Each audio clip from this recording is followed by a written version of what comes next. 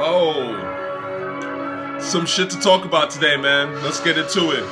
R.I.P. to the God. This shit was ill. I always listen to this, man. This scenario shit is so tough. On the clock, niggas, man. Let's go. That shit is ill, man. Yo, when Pop came with this, I'm telling you, the day this shit came out, I was in New York, into East Flatbush, and I'm listening to this shit on the bus, and I'm like, what the fuck? This nigga got it. I knew it. You know my favorite part of this whole song? All this shit is dope. The entire song is dope. But the part to me that's pure, like, just so fucking fire, I'll show you towards the end, actually. It's after he starts rapping, and then, 808 Melo just lets that beat run, and kind of brings it back with even, like, a little bit more energy. This shit. Imagine listening to this shit, you're just like, whoa. The hunger, man. Hip-hop is hunger. If it ain't hunger, do you really give a fuck? Ill. Yeah. And just those two little, the yeah and the and the, you know what I mean? That's production, man. That's how you do this shit. Anyway, just want to talk about that for a brief second. Let's get into some actual discussion here, okay? So we're in DMC in the background. I haven't been playing some 80s stuff, so I gotta kind of, start playing a little bit more of the 80s, Like I said, I like all eras of this rap shit. I really do. And there's some heat in the 80s, without a doubt. The 80s, in a way, was like the purest rap era, in terms of being on wax, if you know what I mean. So, and I love this fucking beat, man. Darryl and Joe. I heard about this actually through Nas. Like a Nas interview, he was talking about how this was like his favorite Run DMC record. And, when I listened to it, I was like, yeah, I can see that. Because I love this beat. I think this beat's crazy. Anyway, shout out to Hip Hop Universe, man. I loved your video on Kendrick Lamar. Obviously, I felt that the album was trash, so I feel you, and I agree with you. But I love the fact that you were honest enough to keep it real, and you were raw. The editing was fantastic. The way that you did the video was great, okay? So shout out to the guy, man. It's interesting to see that, someone as big as Hip Hop Universe is watching my shit. I've always said this, man, but I know that people watch my shit. I already know this, all right? I was like that on the forums. People would watch my shit, pretend like they didn't watch my shit, copy my shit. It's cool. I get it. You know what I'm saying? With that said, I appreciate Hip Hop Universe for being up front, at least in the message section, and saying, hey, you know what, I'm a big fan. And like I said, homie, I respect it, and I love that video you did. I think that video you did was brilliant, and I think it's some of the smartest hip-hop journalism I've seen in a fucking minute. Your arguments were very clear, right? They were accurate and they were very clear, and the way you edited it with previous clips, fucking smart. You know what I mean? The Snoop part, to me, really kills Kendrick Lamar, but I'll get to that in a second. I loved how you put in the Raekwon and Ghost, Rock from Helter Skelter in there, like all this that add context. Because again, I've always said this, right? Content without context is boring and it's fucking offensive. You know what I'm saying? My man gave some actual context to his argument. That's what makes a great argument. Give some context. I don't mind if somebody disagrees with me. Somebody could make an opposite review of the new Kendrick album and say, oh, it's amazing. But if they gave some sort of context that explains why they think it's amazing and it's a hip-hop context, I might listen to it. I might go, oh, you know what? This dude has a point. I mean, I don't like the album, but he has a point. But no. Everyone else who's dick riding this album has no context. All they're doing is just rambling about Kendrick Lamar, right? Personality cult shit. Like I said, there's no hip-hop convo in there. It's all about, oh, well, Kendrick's going through this, and, this is his therapy. Like, my nigga, I don't give a damn. The album sucks. You know what I'm saying? If you want to worship a dude, you want to place a mediocre person on a pedestal, go ahead and do that. But, you come off as a little bit kind of, mentally ill. Like, you know what I mean? Come on, man. Like, you know what I'm saying? That's when you picking some random person that ain't that talented and just being like, I'm gonna worship you. It's weird. I mean, people do this kind of shit, but, Not feeling it. Anyway, the point of the matter is, Hip Hop Universe confirmed a lot of things that I've always said on this channel, and I'm trying to get y'all to just think a little bit outside the box here, and see hip hop a lot for what it is. You know what I'm saying?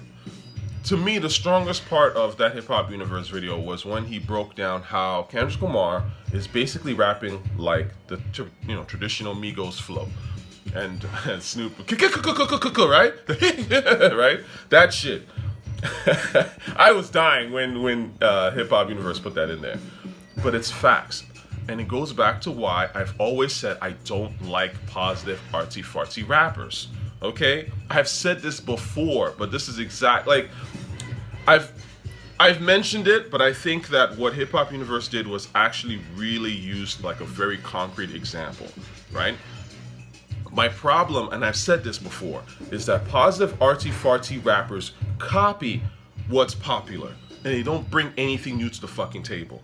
So Kendrick Lamar copying the Migos, right? Because that's the popular type of flow, which in a way, that flow came about because of, Lil B, A$AP Rocky and them, because they were bringing back that Memphis shit. So Migos is like, oh, I'm going to reach in and do my Lord Infamous impression. My point is, the streets and popular rap are doing one thing. They create the sound, okay?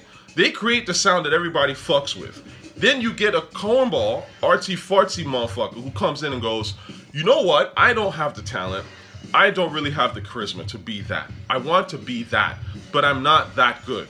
But what I'm going to do is I'm going to water that shit down. So I'm going to take the Migos flow, water it down further, okay? It's already watered down. I'm going to water it down further, and then I'm going to add this like pretentious art house vibe to appeal to the casuals, and the casuals won't think, oh, I'm better than them. And then in a fucking ironic way, turn around and be like, I don't listen to, my shit's better than all that, like, Migos garbage. Like, you're copying the Migos, dude. Again, Childish Gambino's done this exact same shit. It's disingenuous as fuck. You know what I'm saying? You are not bringing anything new to the table. You're even whacker than the Migos, because at least the Migos brought a kind of a newish or some sort of a flow to the game and made it pop. Right? You're just copying the fucking Migos flow and then slapping like a bunch of like random shit on it. You know what I'm saying? And then you're trying to get credit as this experimental genius, when in fact all you're doing is taking retread shit. You know what I'm saying? Like, you're not doing anything new. That's the problem. You know what I'm saying? Like, you're taking shit that's been done. Everything about Kendrick Lamar's shit is stuff that's been done. You know what I'm saying? And that's just where Kendrick Lamar hides. He hides in this space, and white critics are, perfectly happy to give him the benefit of the doubt. But we know what's really going on. You know what I mean? Like, you're taking old Migos flows, and, when you don't want to be criticized by the rap community, you start adding stuff from, like, the funk era or whatever like that, and hiding in these little random spaces, right? I get it, but we see what it is, okay?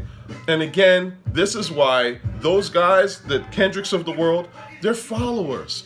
And this is why the game doesn't change when they come out.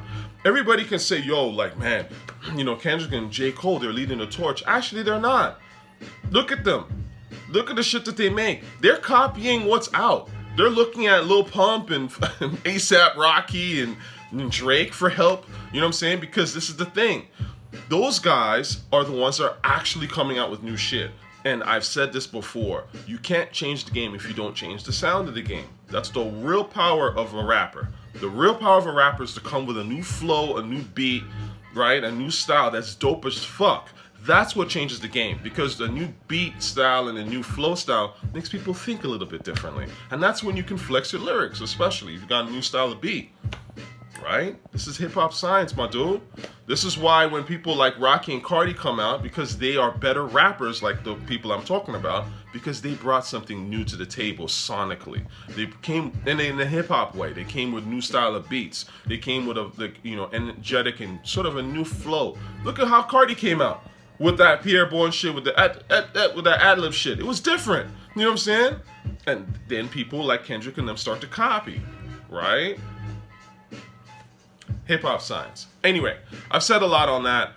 I think I'm going to end it there for Kendrick. I know what it is with Kendrick Lamar understands. I'm not surprised that people are seeing that this is trash. And like I said, man, Kendrick Starr is going to continue to fall. It is what it is, man. Unless he steps it up. If he steps it up and actually makes some great shit, fuck it. I'm there for it. You know what I'm saying? But for now, I know what it is. It's weak shit. It's going to continue to become weak. And all those projects prior, by the way, have no replay value either. That's the shocking part. Lastly, let me talk about Freddie Gibbs, right? I already told you this dude was a cornball.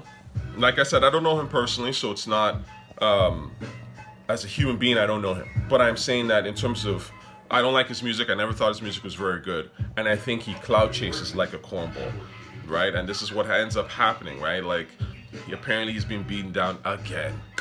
You know, I don't listen to these dudes, man. Like, I don't understand, like, people be like, yo, Freddie Gibbs, Freddie Gibbs. Of course, I've noticed that the Freddie Gibbs stands are being quiet now because it's becoming embarrassing at this point. You know what I'm saying? Like, how many times can a dude get beat down, really?